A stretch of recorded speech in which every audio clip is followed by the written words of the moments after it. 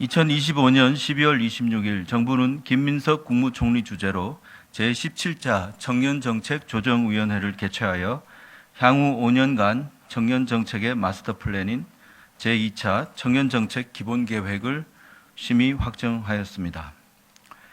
이번 기본계획은 매 5년마다 수립하는 범정부 중장기 종합계획으로서 일자리, 교육, 직업훈련, 주거, 금융복지문화, 참여기반 등 5대 분야별 282개 과제를 포함하고 있습니다.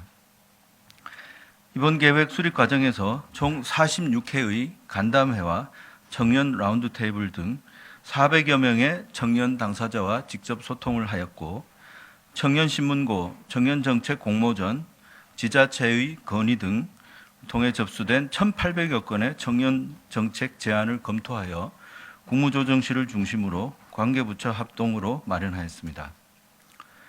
현재 청년들의 삶이 매우 힘듭니다. 수도권 집중, 경제성장 둔화뿐만 아니라 기업들의 경력직 채용 추세가 강화되고 있어서 청년들의 취업 소요기간이 증가하고 있고 주거비 부담과 경제적 독립이 어려운 상황입니다. 이에 정부는 제2차 기본계획을 마련하였습니다. 기본계획의 비전은 첫걸음부터 함께 모든 청년이 만들어가는 미래로 설정하였습니다. 이번 2차 기본계획은 1차 기본계획 대비하여 보편성을 지향하였습니다. 즉, 일부 저소득층 위주의 협소한 정책 지원 범위를 더 확장하여 모두의 청년 정책을 추진하였고, 일반 청년에 대한 지원도 확대합니다.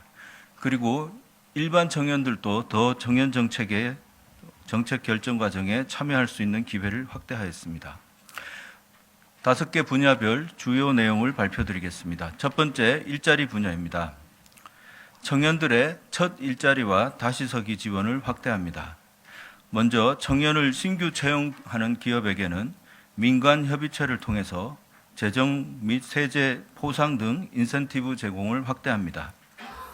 그리고 졸업 예정자나 갓 졸업한 청년들이 노동시장에 빠르게 진입할 수 있도록 국무조정실 관계부처 TF를 운영하여 취업, 창업, 직업훈련 간의 연계를 강화하겠습니다. 국가기술 자격, 응시 자격도 다양화하고 응시료 지원 확대도 추진하겠습니다. 장기 미취업이나 구직 단념 위기에 처한 청년들이 다시 일어설 수 있도록 지원하겠습니다. 청년 일자리 첫걸음 플랫폼을 통해서 미취업 청년들을 선제적으로 발굴하고 접근하여 취업 지원 서비스를 제공하겠습니다.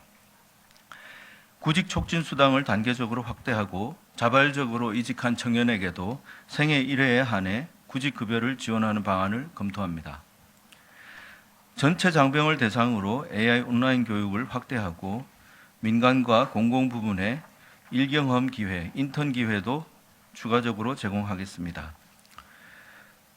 두 번째, 비수도권 중소기업 등에 취직한 청년 5만 명을 대상으로 2년간 최대 현재는 480만 원을 지원하고 있는데 인구 감소 지역 등 비수도권 지역에는 720만 원까지 근속 인센티브를 확대하겠습니다. 그리고 지자체와의 협업으로 지역 특화 산업과 연계한 지역에서 청년의 교육, 일자리, 정책 등을 지원하겠습니다. 셋째, 청년들의 노동 환경 개선과 노동 권익 보호에도 앞장서겠습니다. 노동법 사각지대에 놓인 청년들을 위해 언제 어디서나 이용 가능한 24시간 맞춤형 AI 노동법 상담 서비스를 제공하겠습니다. 청년 비중이 높은 플랫폼과 프리랜서 노동자를 보호하기 위해 일하는 사람 권리 기본법을 제정하겠습니다. 청년들이 선호하는 기업 환경을 조성하기 위해 중소기업의 근무 여건도 개선하겠습니다. 넷째, 청년이 안심하고 도전하는 창업 생태계를 구축하겠습니다. 청년 창업 사관학교 18개소 내에 AI 빅데이터 과정을 신설하고 딥테크 특화 창업 중심 대학을 지정하겠습니다. AI 등 신산업 분야의 청년 창업 기업에 대해서는 소득세와 법인세 감면 혜택을 확대하고 청년 창업 기업 제품에 대해서는 공공기관 우선 구매 제도 신설을 추진하겠습니다. 청년들이 실패하더라도 다시 일어설 수 있도록 청년 제도전 지원 전용 트랙을 신설하겠습니다. 두 번째, 교육과 직업훈련 분야입니다. AI 교육을 확대하겠습니다. 대학생, 군장병, 대학원생, 구직자, 중기 재직자 등등 AI 중심 대학, AI 대학원 등을 통해 5년간 200만 명 이상의 청년에게 AI 교육과 직업 훈련을 제공하여 미래 역량 개발 기회를 제공하겠습니다. 대학과 기업이 협업하는 계약학과와 계약 정원을 늘려서 교육과 일자리의 연계를 강화하겠습니다. 국가장학금의 지원 금액은 전년 대비 10에서 40만 원 인상하고 취업 후 상환 학자금 대출 지원 대상도 확대하며 이자 면제 대상도 확대하겠습니다. 주거 분야에서는 공공분양주택과 공공임대주택 등 청년층이 선호하는 도심지역을 중심으로 40만 호 이상을 공급하겠습니다. 국립대 BTL 기숙사와 노후 기숙사 개량 사업도 추진하겠습니다. 청년들의 큰 고민인 주거비 부담을 덜어드리기 위해 청년 월세 지원 사업을 내년에도 계속 사업으로 전환하고 지금 엄격한 소득 요건을 완화하여 지원 대상도 확대하겠습니다. 청년 주택 드림 대출과 청년 전용 버팀목 대출도 지속적으로 공급하겠습니다. 청년들이 걱정하는 전세 사기 피해 예방을 위해서 안전계약 컨설팅을 제공하고 전세 사기 피해 예방 교육도 군장병들에게 제공하겠습니다. 전세계약 체결 전에 다가구 주택의 확정일자 정보라든가 임대인의 전입세대 확인서 제시를 의무화하여 정보의 비대칭도 해소하겠습니다. 네 번째, 생활 분야입니다. 먼저 금융에서 3년 만기에 청년 미래적금을 신설하겠습니다. 현재 청년 도약 계좌의 5년 만기를 3년 만기로 줄이고 정부 기여금 매출 비율을 현재 청년 도약 계좌가 3에서 6%인데 이것을 6에서 12%로 상향하여 추가적으로 지원하겠습니다. 특히 12%를 지원하는 우대형은 중소기업 신규 취직 청년뿐만 아니라 중소기업 재직 청년과 청년 소상공인에게까지 넓히겠습니다. 현재 대학생은 학자금 중 생활비 대출을 1.7% 저금리로 받고 있는데 고졸 미취업 청년에 대해서는 햇살론 뉴스 금리가 5%입니다. 이것을 학자금 대출 금리 수준으로 인하하는 것을 적극 추진하겠습니다. 청년들과 대학생, 사회초년생들을 위해서 경제교육, 금융교육도 강화하겠습니다. 복지 분야에서는 고립운둔 청년을 조기 발굴하기 위해서 청년미래센터를 확대를 하는 등 추진하고 아동 양육시설이나 청소년 쉼터 등에서 퇴소하면서 자립을 준비하는 청년들에 대해서 시설 유형에 따라서 자립 정착금 등의 차이가 지금 있는데 그것을 격차를 해소하겠습니다. 청년들의 마음 건강을 위해 정신건강 검진 주기를 10년에서 2년으로 단축하고 비대면 상담 앱 그리고 AI 키오스크 등을 청년센터, 주민센터 등에 설치하여 청년들이 비대면으로 익명으로 자신의 마음 건강 상태를 진단받도록 하겠습니다.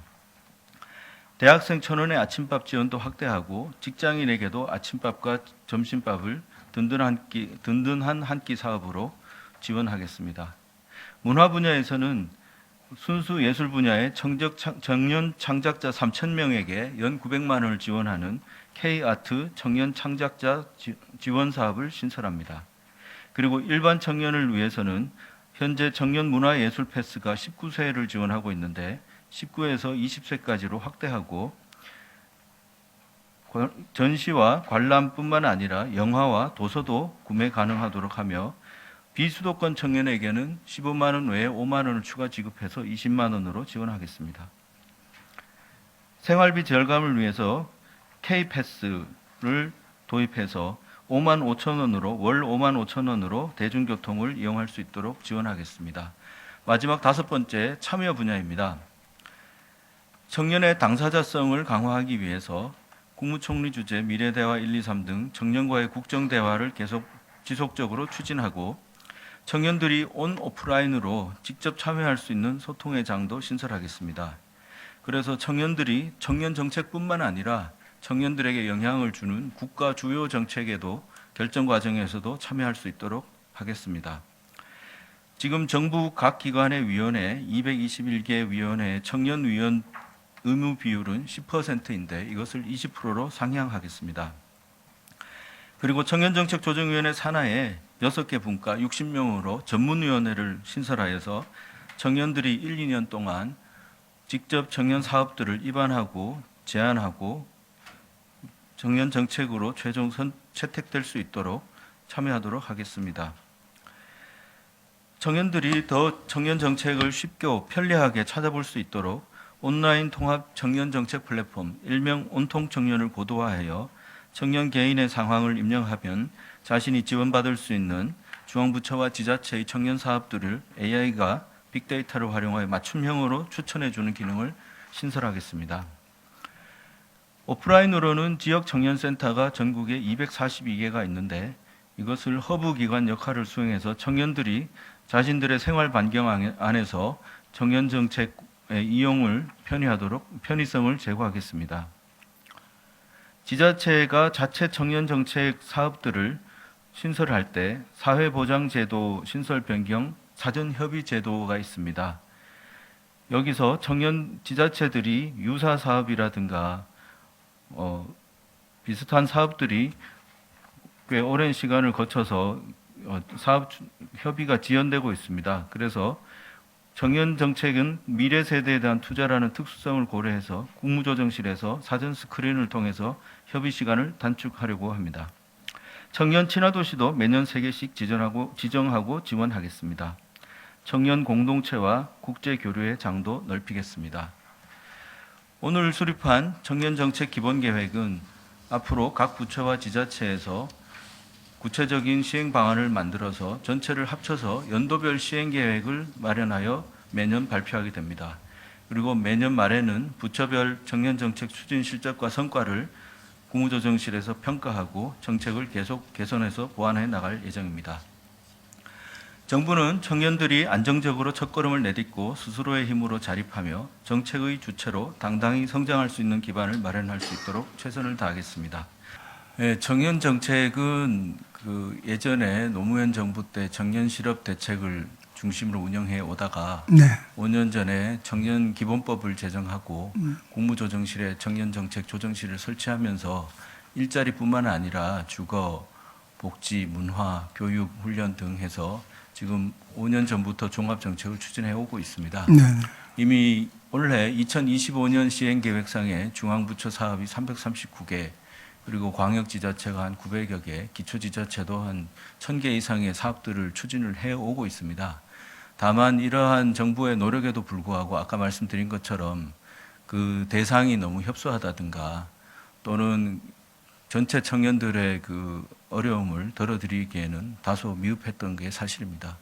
그래서 저희가 2차 기본 계획에서는 그 본 자료에 보시면 신규 이렇게 표시를 해놨습니다. 그래서 새로운 대책들을 많이 발굴을 했고 기존의 대책 중에서도 획기적으로 개선한 부분들은 또 개선이라고 표시를 했습니다. 그래서 저희들의 이 청년들의 취업이라든가 어려움은 이번 대책으로 다 해소되지는 않겠지만 저희들이 청년들의 목소리를 많이 들어서 대책을 수립했고 여러 가지 일자리 첫걸음 보장제라든가 미래적금이라든가 AI 교육이라든가 혹은 참여라든가 또 복지, 문화 각 파트에서 말씀드린 것처럼 282개의 사업을 만들었고 계속 발전해 나갈 것입니다. 그리고 청년들이 직접 또 사업들을 발굴해서 입안할 수 있도록 전문위원회라든가 청년들 목소리를 계속 들어서 계속 보완해 나가겠습니다.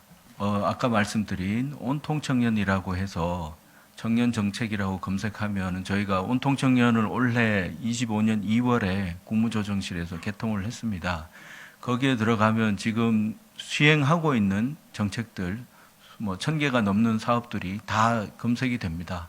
다만 너무 많은 사업들이 있고 지자체별로도 내용들이 다 다르기 때문에 저희들이 그 온통 청년을 더 내년에 고도화를 해가지고 그 청년들이 자기가 어디에 살고 나이가 얼마고 심지어 소득 이런 것을 넣으면 자기들이 지원 자격이 되는지 안 되는지 쉽게 찾을 수 있도록 할 예정이고 오프라인 상으로는 대학 일자리 플러스 센터라고 121개 대학에 설치가 되어 있습니다. 거기 가서 대학생들뿐만 아니라 고등학생, 고등학교 졸업생들, 그리고 대학을 졸업한 학생들까지도 가서 상담을 받을 수 있습니다. 그리고 그 청년 지원센터라고 각 지역에 242개가 있는데 거기에 가면은 그 아까 말씀드린 온통 청년에 있던 그런 사업들을 다 상담을 받을 수가 있고, 특히 그 고립운동 청년 같은 경우에는 또 청년 미래센터라고 4개 정도 설치되어 있습니다. 그래서 온 오프라인으로 청년들이 쉽게 접근할 수는 되어 있는데 저희들이 더 노력할 예정입니다.